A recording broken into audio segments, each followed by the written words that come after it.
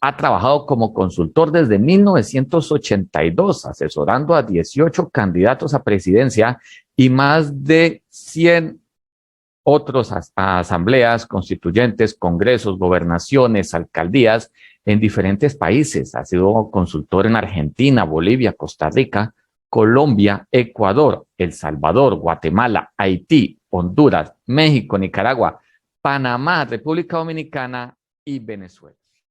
Muchísimas gracias, muchas gracias por esta invitación. Para mí es un placer estar con todos ustedes. Ya no soy vicepresidente de la Asociación Internacional, ya soy presidente hoy en día. Espero ser expresidente pronto, ¿no? Y están todos invitados a la reunión que vamos a hacer de manera virtual también este año en el mes de noviembre. Quiero pedir excusas, en el día de ayer no pude, como hubiera querido cerrar el evento ayer, porque desafortunadamente mi vuelo se retrasó 4 horas y en el momento en que me correspondía estar con ustedes, estaba subiéndome al avión y hubiera sido imposible conectarme, pero les agradezco que me hayan dado la oportunidad, porque la verdad quería de verdad participar en este importante congreso que ha organizado Guerra y Poder y el Instituto de Comunicación, el Instituto de Comunicación Política del Perú. En fin, me parece muy interesante estar aquí con todos ustedes. Les voy a pedir que me permitan compartir pantalla para hacer mi presentación. Perdón un segundo.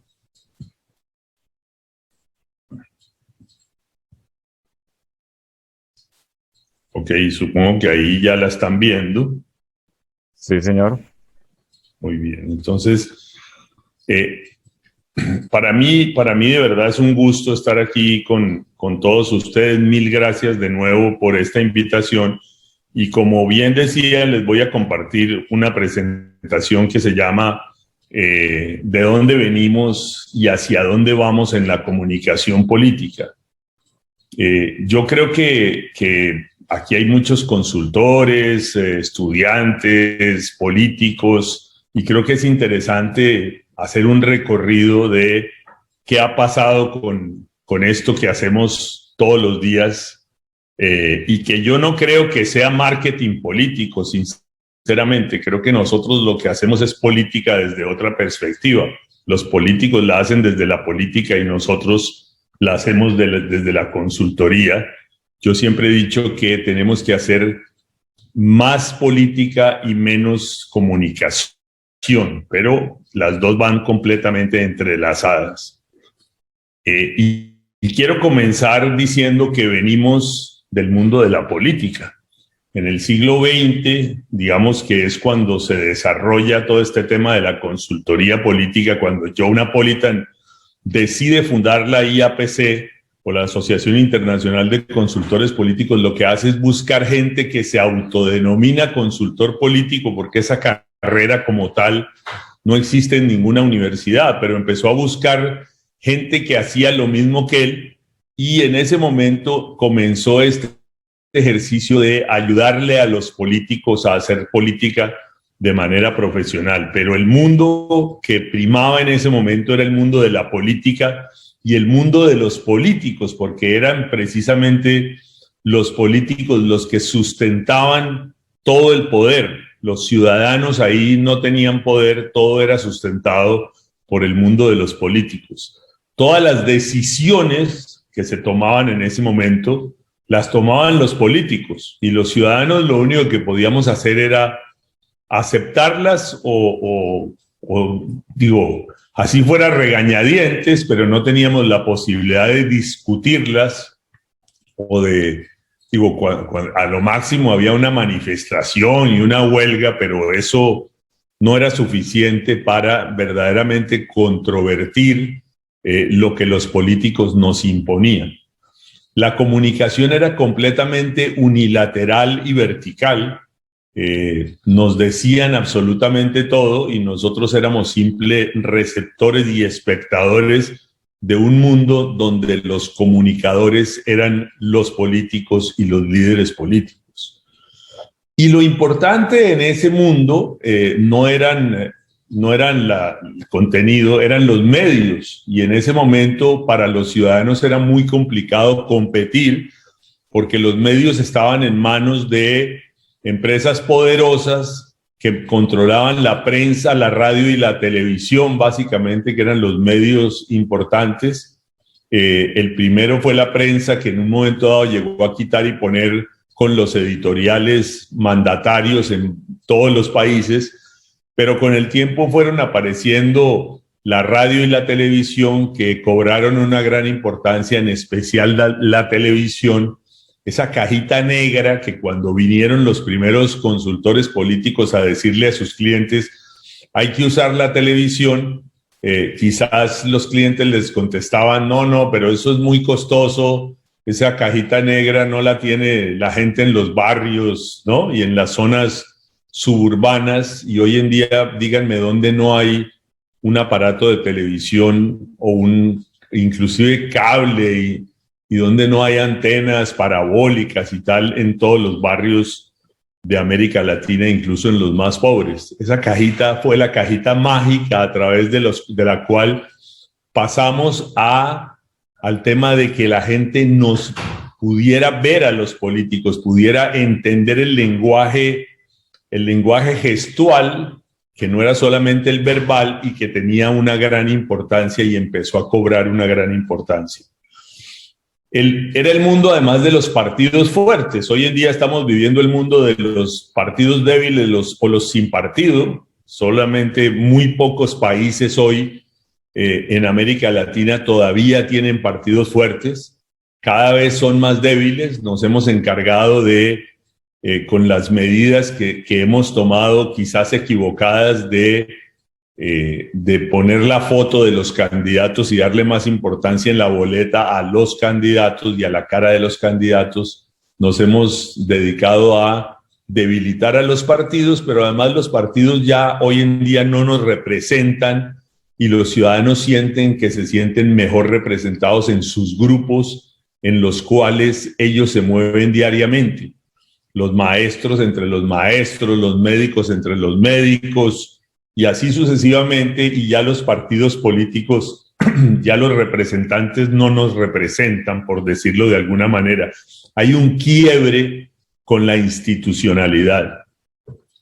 Los líderes, además, en esa época eran grandes oradores. Entonces hablábamos de la gente que iba a la plaza pública a dar discursos grandilocuentes. Ese era un poco el estilo con que se manejaba la política. Y el medio era el discurso, precisamente. Era el medio más importante a través de lo cual los políticos se comunicaban con nosotros. El estilo era la retórica. Hoy en día se habla ya no como se hacía anteriormente, que se hablaba y se utilizaba el lenguaje perfecto, y los políticos, los buenos oradores, eran aquellos que cuando hablaban prácticamente estaban leyendo un libro, con la sintaxis perfecta, el lenguaje adecuado.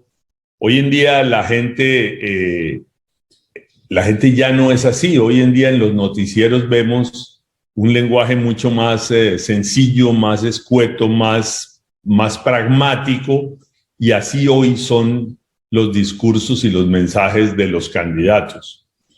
El escenario típico era la plaza pública, como decíamos, donde la gente concurría para escuchar a sus líderes. Poco a poco fue yendo hacia los medios. El medio ideal de las alocuciones era la televisión, porque era donde precisamente uno podía lograr amplificar a aquellos que iban a la plaza pública y llegar a casi todas las personas que tenían ese aparatico en su casa. Y el objetivo, digamos, de los políticos, el objetivo básico era mantener el poder y el control del poder y el control de la comunicación, como evidentemente lo tenían. Y la verdad, hay que decirlo, la comunicación era mucho más fácil de controlar en ese momento porque no teníamos la proliferación de comunicación que tenemos hoy en día.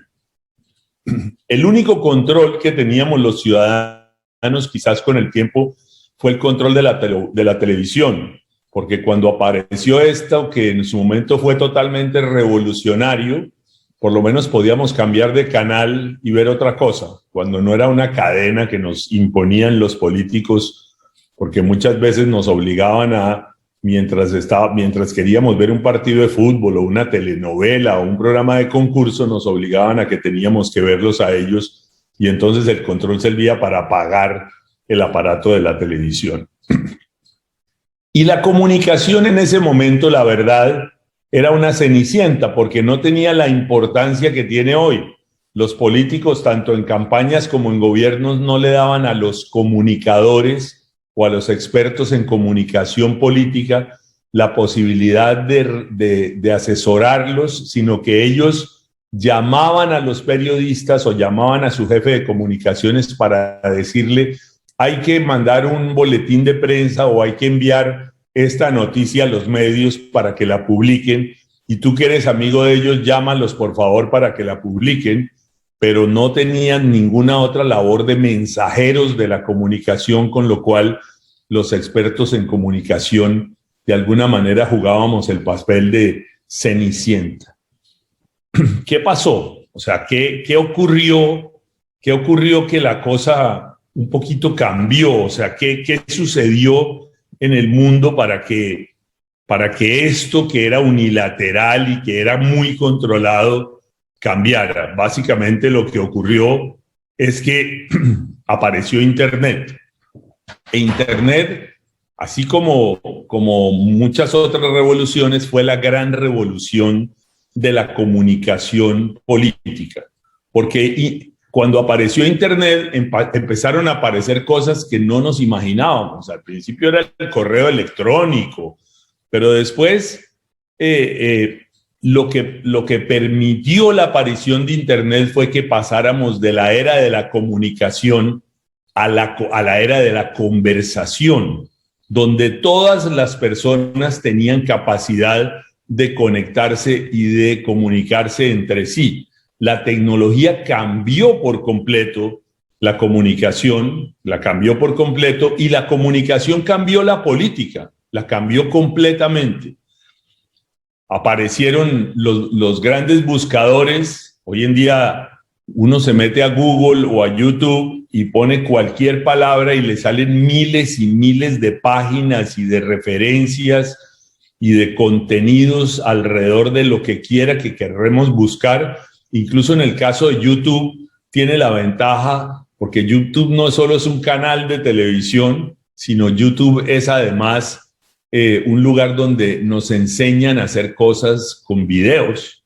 Yo recuerdo que en alguna ocasión, y voy a contar un cuento que no tiene que ver con la política, estaba en casa, mi mujer no estaba, la empleada que nos ayuda tampoco estaba, y una de mis hijas me dijo: papá, por favor, plánchame un vestido de seda porque tengo una fiesta.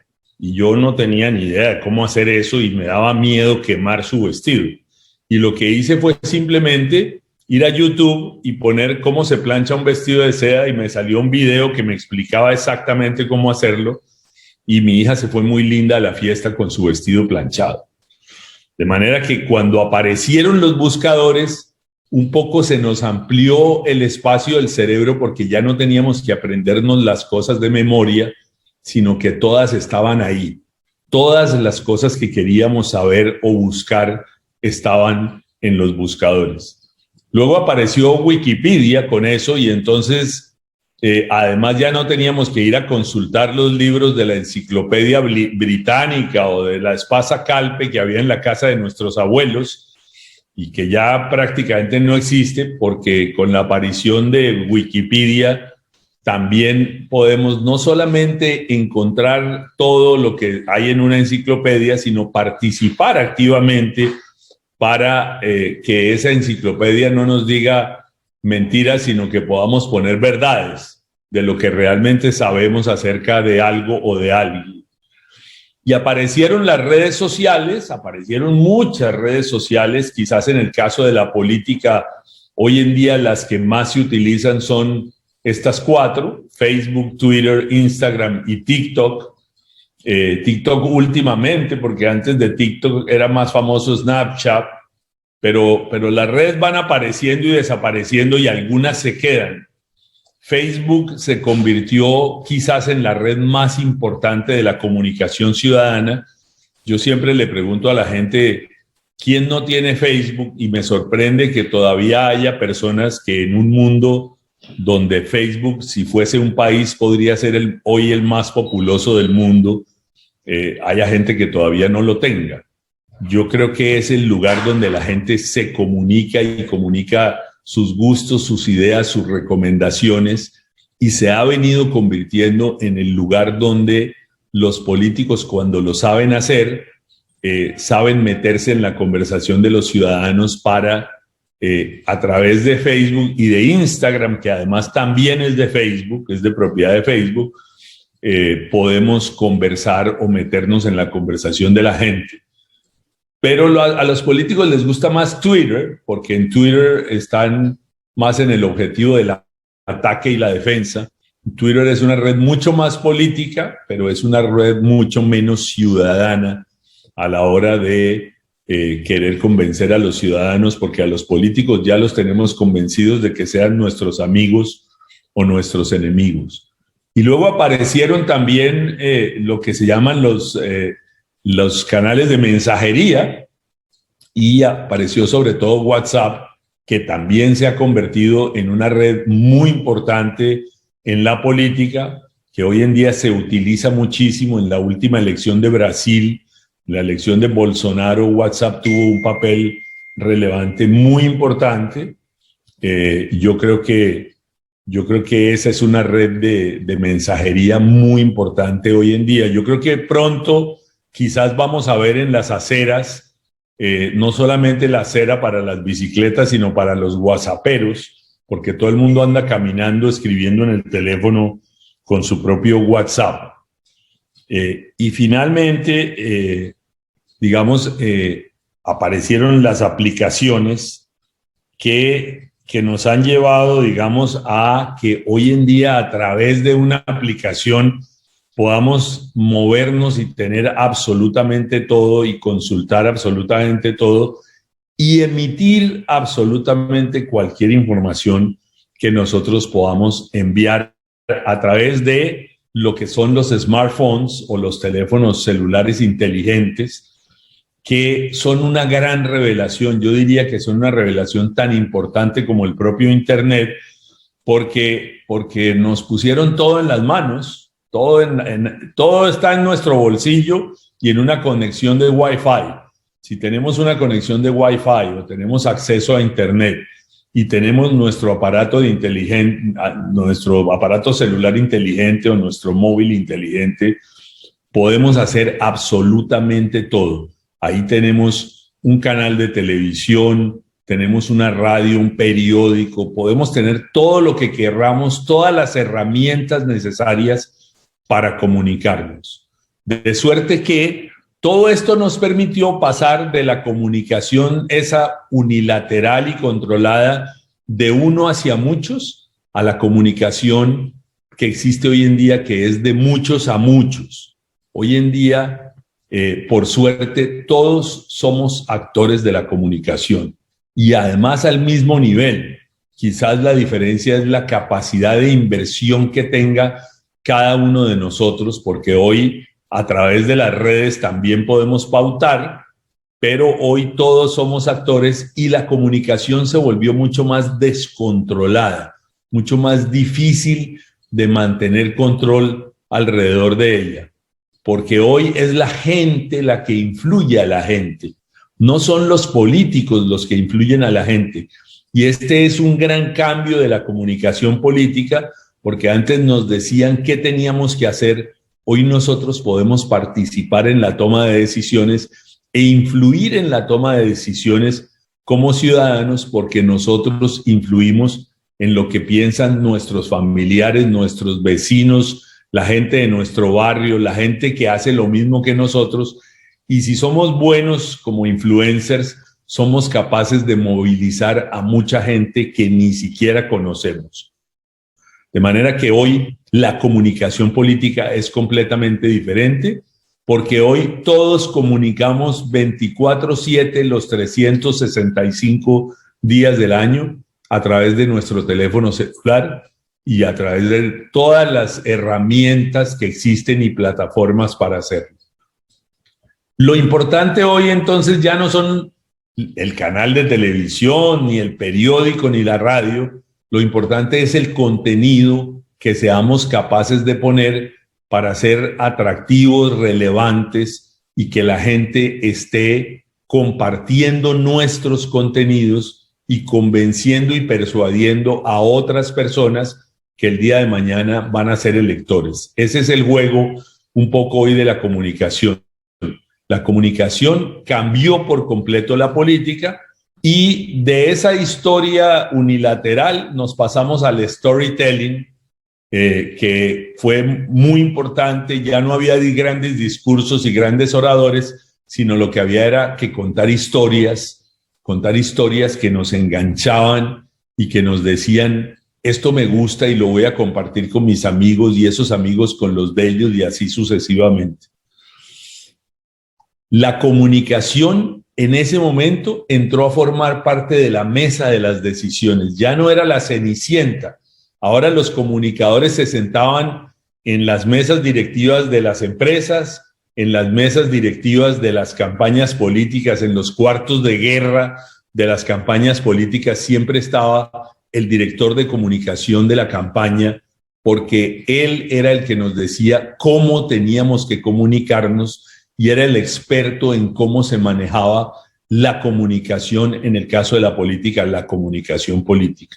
Ya no era el periodista que estaba en un cuartito guardado 3 pisos más abajo de donde estaba el poder y a quien llamaban para que fuera solamente mensajero de la comunicación, sino que se convirtió en uno más de la mesa de las decisiones. Y luego vino el COVID, y el COVID volvió y trastocó absolutamente todo lo que nos pasó en la comunicación política, porque no hemos logrado salir del COVID, seguimos teniendo problemas con este animalito que es un enemigo oculto, que nadie sabe dónde está. Digo, hemos descubierto cosas de cómo prevenirlo, pero no sabemos por dónde camina o por dónde nada o por dónde flota. Y la verdad es que es un enemigo oculto que es tan poderoso que atacó a todos los países del mundo, a todos los habitantes del mundo. Causó muchísimas muertes y por suerte causa cada vez menos porque hemos encontrado la manera de ir combatiéndolo, pero es un amigo que no podemos ver y que no lo podemos ganar la guerra con armas, ni con balas, ni con misiles, sino con mascarillas y con vacunas. Eso creemos hasta ahora. Pero no sabemos para dónde va porque apareció el coronavirus y luego apareció una variante tal y ahora estamos en el cuento de la variante Delta y no sabemos cómo va a evolucionar. Las noticias anunciaron en el día de ayer que hoy Europa anuncia si vuelve a cerrar o no vuelve a cerrar para los estadounidenses la posibilidad de viajar allá o para los americanos. Estamos en un mundo donde no sabemos todavía cómo salir de esta pandemia. Pero la pandemia también cambió nuestras vidas como consultores. Ya no tenemos que andar de avión en avión y de aeropuerto en aeropuerto como lo hacíamos antes, aunque algunos todavía lo hacemos. Yo viajo desde el mes de julio del año pasado, desde el mes de mayo del año pasado no he parado de viajar, sigo viajando igual, pero evidentemente durante muchos meses y me tocó, digamos, el ejercicio de manejar la primera elección presidencial en pandemia, que fue la de República Dominicana, donde fui el estratega del hoy presidente Luis Abinader.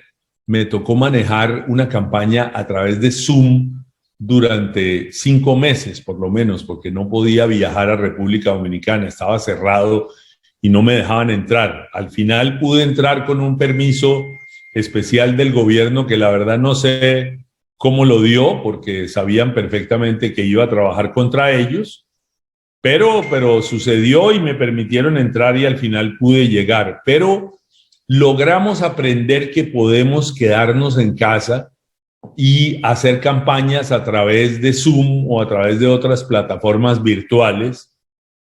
Ahí el problema es y el espionaje, y nos estarán escuchando, que es algo que los políticos siempre tienen en la cabeza. Tenemos hackers, nos espían, nos escuchan. Digo, con la pandemia descubrimos que sí los escuchan, pero mucho menos de lo que ellos creían, y que hoy en día podemos tener elementos importantes de ciberseguridad, que es algo en lo que todos tenemos que invertir.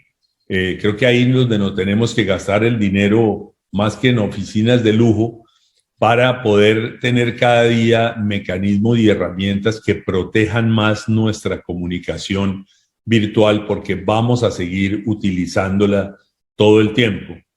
Y además tenemos que aprender y tener cada vez más aptitudes en el tema digital, porque una de las cosas que nos dejó la pandemia es que las campañas hoy son mucho más digitales en la comunicación que presenciales. Hoy es más difícil ir puerta a puerta a hablar con los ciudadanos, y hoy en día hay mecanismos que nos permiten llegar a los ciudadanos puerta a puerta a través de sus celulares, con todo tipo de mensajes y todo tipo de herramientas, digamos, para persuadirlos. Pero eso implica que tenemos que convertirnos casi que en ciberconsultores si queremos avanzar hacia el futuro.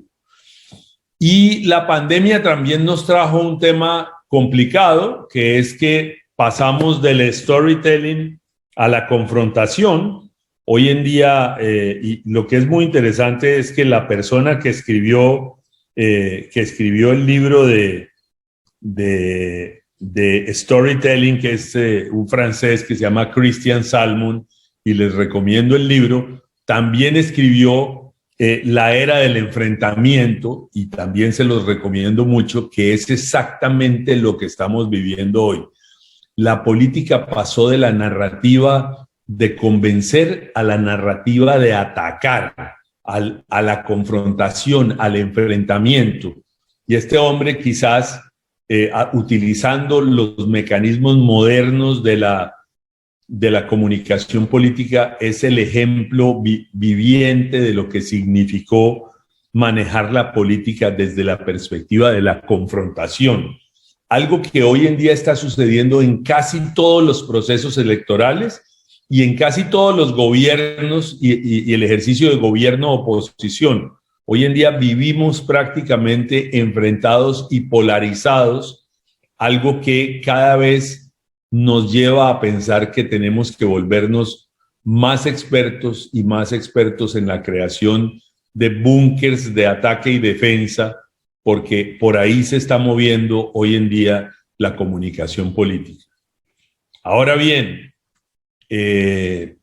¿para dónde vamos? Porque hasta ahí llegamos al presente, pero ¿para dónde va este tema de la comunicación política hacia adelante? Yo creo que después de 40 años ejerciendo la profesión de consultor político, que como digo, no existe en las universidades, lo cierto es que este mundo nos está llevando hacia cosas que ya no son tan novedosas en algunos casos. Por ejemplo, yo creo que ya llegó de verdad la era de la singularidad, lo que Singularity University de Google llama la singularidad, que prácticamente es que todo es exponencial, todo se da más rápido, todo se descubre más rápido.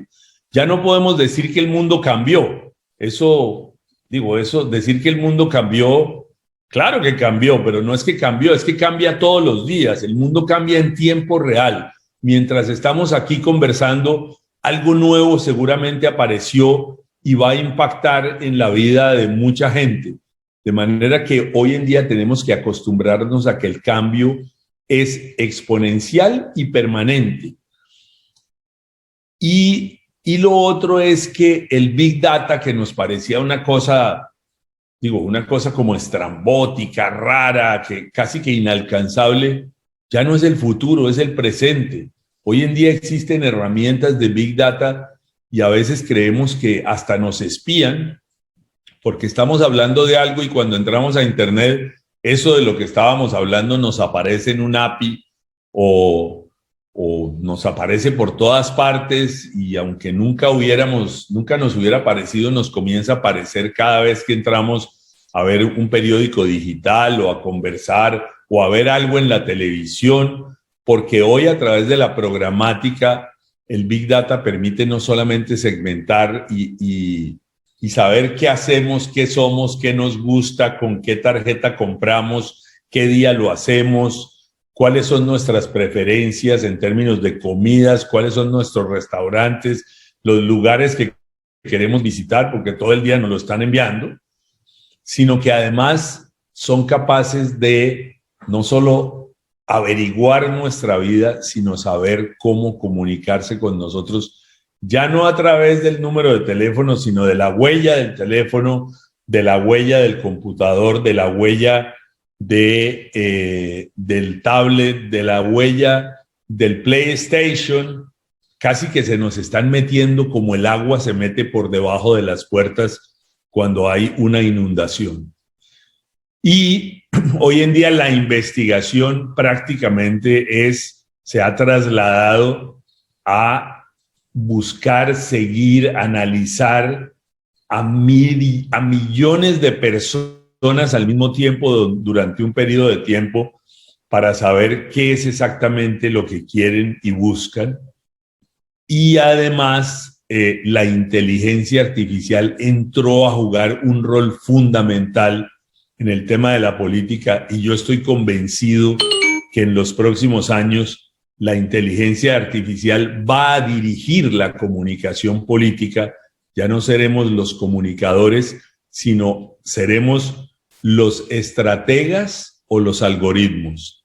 O de pronto los estrategas que entendamos los algoritmos y tengamos una gran capacidad tecnológica para utilizar la inteligencia artificial a favor de nosotros y de nuestros clientes, y ellos entender que ya no se trata solamente de ir a echarse discursos en las plataformas, en las plazas públicas o ir a saludar a la gente, sino utilizar la inteligencia artificial y los algoritmos para lograr llegar a los ciudadanos. Vamos a llegar pronto ya no a la microsegmentación, sino a la nanosegmentación.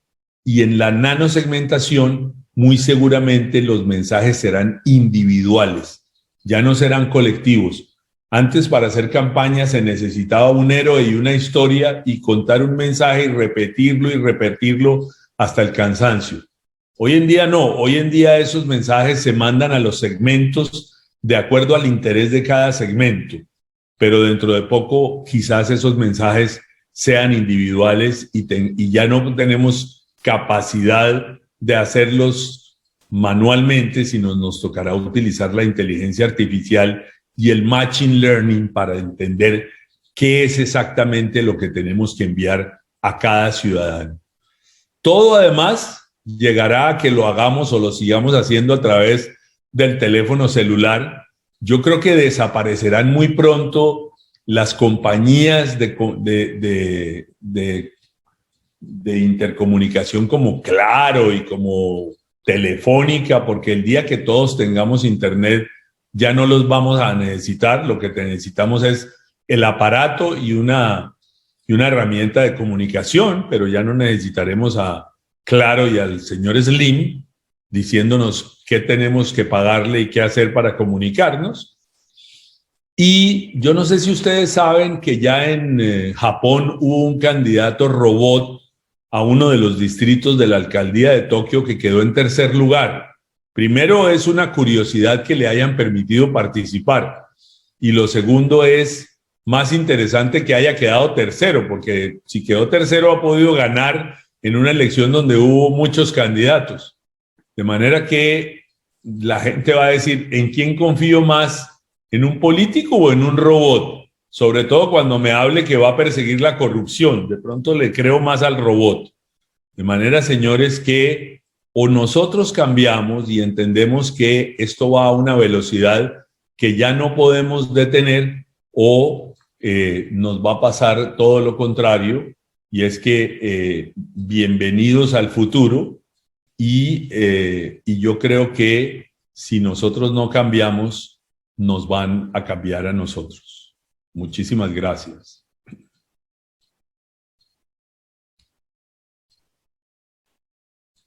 Bueno, muchas gracias a nuestro invitado, a nuestro ponente. Decirles que estamos esperando sus comentarios, sus dudas, sus preguntas, que tenemos tiempo aún para dialogar con nuestro invitado, y también decirle a nuestro invitado, el doctor Mauricio de Bengoechea, si tiene algo adicional que nos quiera mencionar antes de pasar a la ronda de preguntas.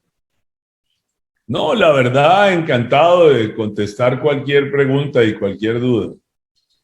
Bueno, hay varios temas, pero yo le voy habló en un momento de las 4 redes, Facebook, Twitter, Instagram y TikTok, como las 4 redes que están utilizando más en este momento para temas políticos, ¿cierto? ¿Y qué pasó? Mi pregunta sería, ¿qué pasó con los canales de YouTube? Que no fue una red, no fue suficientemente como pegajosa, como para que los políticos hicieran este tipo de contenido. ¿No fue bien recibido por esta red, o TikTok lo superó?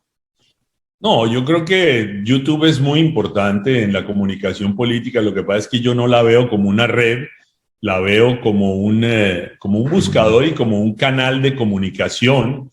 Es que yo creo que para todos los políticos es importante tener un canal de YouTube y estar colocando contenido en ese canal de manera permanente, porque creo que puede ser muy influyente. Además, en YouTube también podemos postear cosas que las mandamos a otras redes, e inclusive podemos pautar en YouTube, porque es un canal, digamos, verdaderamente un canal de televisión que tenemos todos los ciudadanos.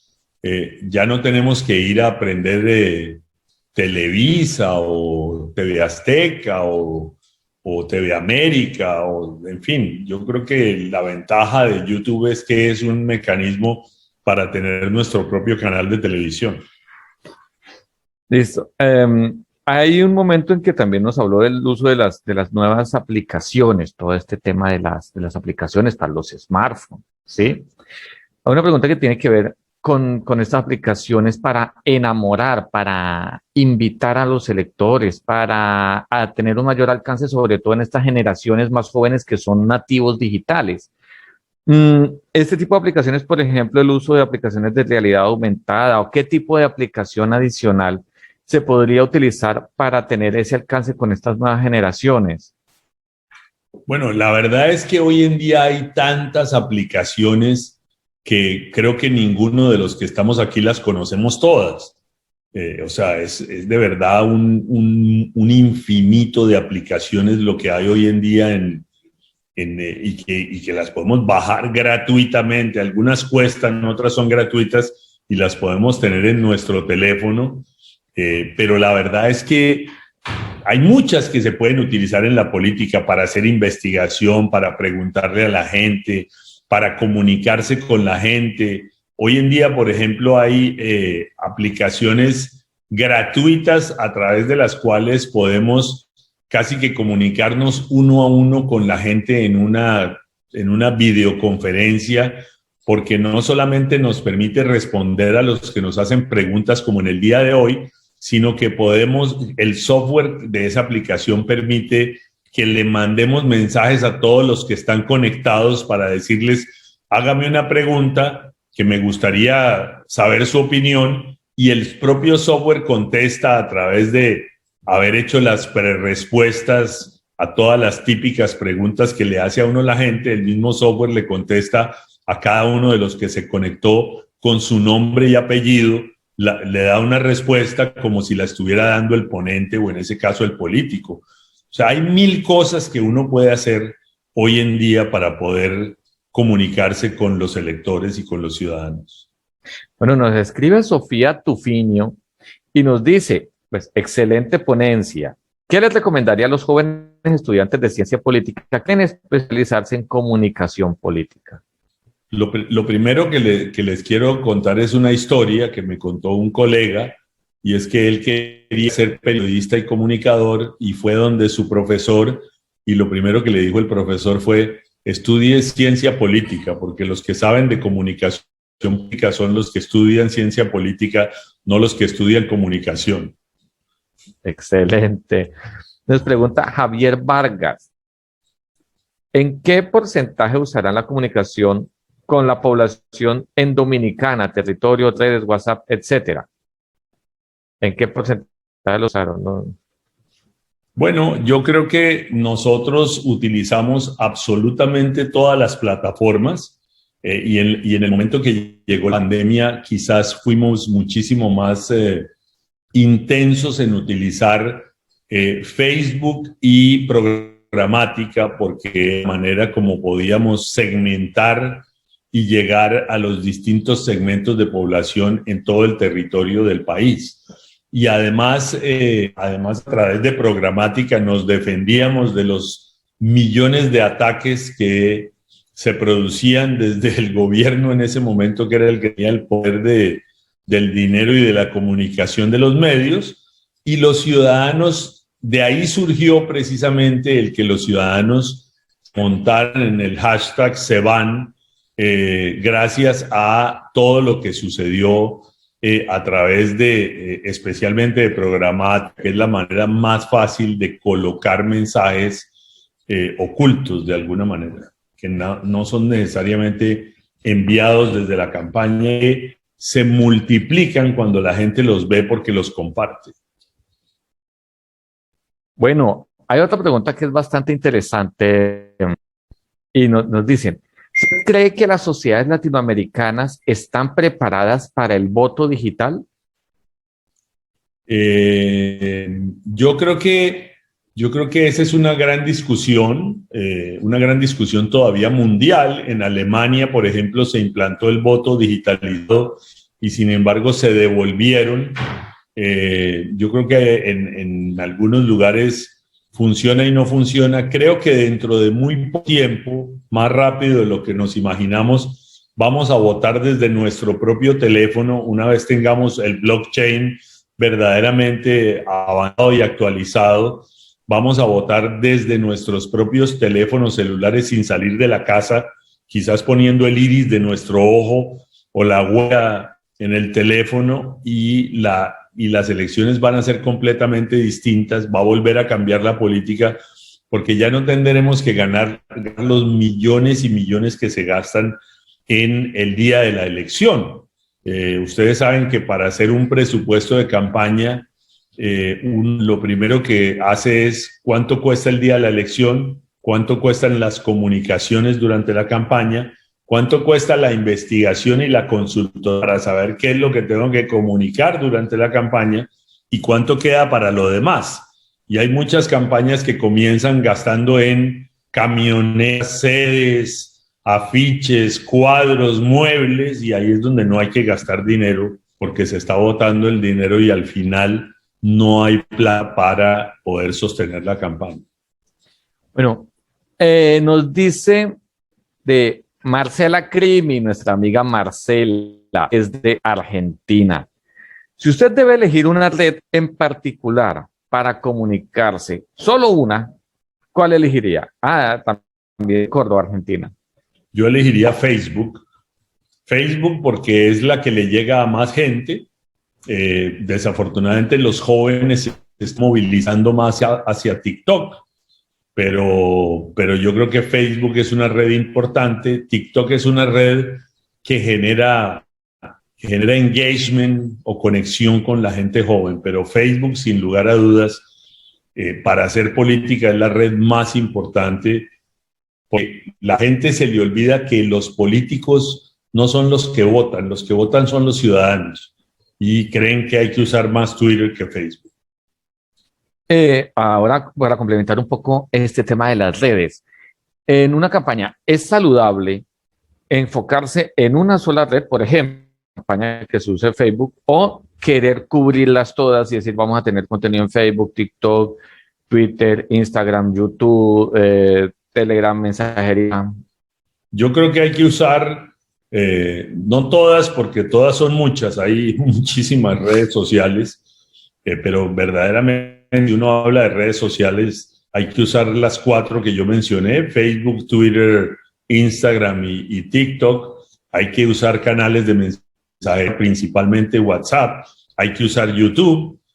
Hay que usar SMS también, porque a través del SMS uno puede llegarle a aquellos que no tienen teléfonos inteligentes, y lo puede hacer a través de mensajes o de IVRs, enviando videitos, no sean pesados, pero yo creo que hay que usarlas todas, pero hay que saber que no se puede decir lo mismo en todas y de la misma manera. La red tiene su manera de comunicarse, su lenguaje, su duración, su estilo, y no es lo mismo usar TikTok que usar Facebook. Hay un tema que también nos preguntan, dice, hablando que una campaña se debe de Saray Ornelas, nos dice, ¿cómo diseñar una campaña con antelación si la comunicación cambia día a día? ¿Cuál sería el machote base para el diseño de estas estrategias? Bueno, lo primero es que yo estoy convencido que lo primero que hay que hacer, hay varias cosas que yo creo que hay que hacer en una campaña. La primera es definir una estrategia.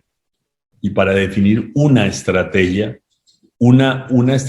que no sea rígida e inmovible, sino una estrategia que sea todoterreno y que tenga la capacidad de acomodarse en el tiempo, pero lo suficientemente poderosa para ganar una elección, se hace partiendo de una profunda investigación cualitativa y cuantitativa. Cuando uno tiene esa investigación de base y colaborativamente, porque en este mundo no hay gurús que llegan con la varita mágica y dicen así es que se gana, sino es algo colaborativo que se hace en conjunto con el candidato y su círculo de campaña. Entonces, lo primero es definir una estrategia, y una estrategia implica entender qué es aquello que básicamente más mueve a la gente. O sea, ¿qué es aquello que moviliza a una mayoría? No necesariamente un tema como el desempleo, sino hay momentos en que la gente cambia, ya está cansada y harta de lo que está pasando. Hay momentos en que hay una onda antisistema, que es lo que pasó en Perú. Hay momentos donde algo moviliza a una mayoría. Entonces hay que saberlo entender. Lo otro es, hay que saber manejar al candidato. El carisma del candidato o el no carisma del candidato se tienen que manejar. Hay que apoyarse en la fuerza, por mucha o poca que tenga el partido. Si la fuerza es poca, hay que fortalecer la estructura del día de la elección y los delegados que van a ayudar desde mucho tiempo antes. Hay que prepararlos, primero conseguirlos, capacitarlos y prepararlos para que defiendan el voto. Hay que pensar en dónde podemos crear coaliciones y alianzas si el partido es pequeño y si el carisma del candidato no es suficiente. Tenemos que crear alianzas alrededor de temas de interés común entre los distintos sectores. Tenemos que aprender a manejarnos en la conversación de los ciudadanos, y para eso necesitamos fortalecer mucho todas las redes y plataformas de comunicación que utilicemos. Y finalmente, hoy las campañas es difícil que se ganen por una gran diferencia, o es cada vez más extraño. Por lo general las diferencias entre el ganador y el segundo son cortas, de manera que uno puede ganar también bajando al contrario. Entonces no es una sola cosa, son muchas las que hay que pensar para manejar la comunicación. Y la comunicación no es solamente la que sale en las redes o en los medios tradicionales, que también hay que seguir usándolos, porque la televisión sigue siendo muy importante, no es que pasó a un segundo lugar, pero también hay que saber manejar la acción política y la estrategia territorial para poder ganar una elección. Bueno, no queremos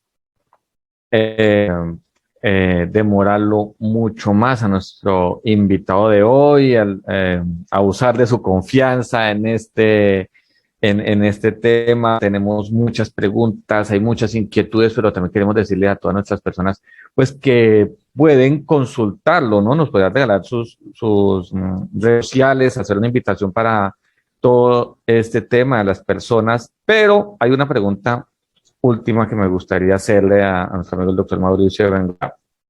La hacen desde Cali, Colombia. ¿Cómo se puede leer la política en Colombia después del estallido social con los jóvenes, sobre todo en Cali, donde más se vivió este paro nacional y teniendo en cuenta todo el impacto juvenil y de redes y comunicación digital en este estallido social? Me parece muy interesante la pregunta y aplica no solamente para el caso colombiano, sino en general para el caso latinoamericano, porque vimos lo mismo sucedió en Chile, lo mismo sucedió en Perú, lo mismo sucedió en Ecuador en un momento dado, lo mismo está sucediendo en Brasil. Estamos viendo que hay una ruptura fuerte y un resquebrajamiento de lo que se llama el establecimiento. Hay hoy en día una cosa muy anti-establishment entre lo que está pasando en la sociedad.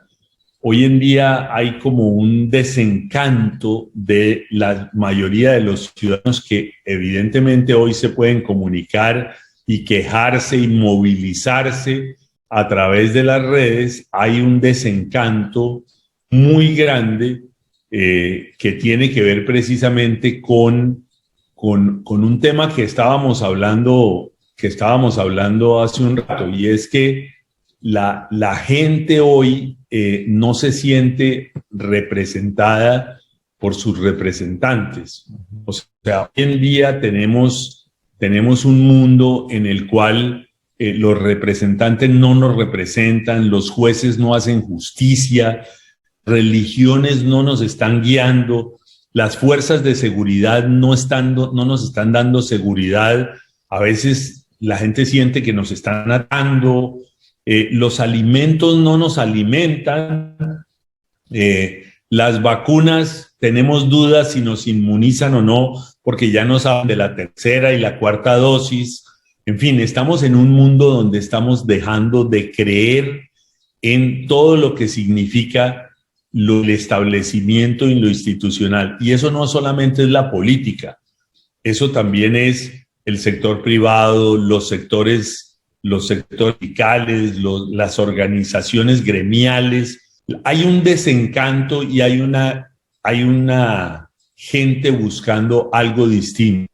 Y en el caso de Colombia, prácticamente estamos viendo que lo que nunca ha sucedido en Colombia, que es que haya un candidato de izquierda con posibilidades de ganar, porque nunca hemos tenido un presidente de izquierda en Colombia. Hemos tenido presidentes de centro y progresistas, pero un candidato de extrema izquierda nunca habíamos tenido, y ese es el que hoy lidera la intención de voto en Colombia y podría llegar a ser el próximo presidente. De manera que yo creo que aunque él forma parte de ese establecimiento, la gente esté buscando que venga algo completamente diferente. Es una fuerza que hay que saber entender y saber manejar. Y creo que en el caso colombiano, y sucedió también en el caso chileno, la polarización lo único que hace es fortalecer esas posibilidades de los sectores.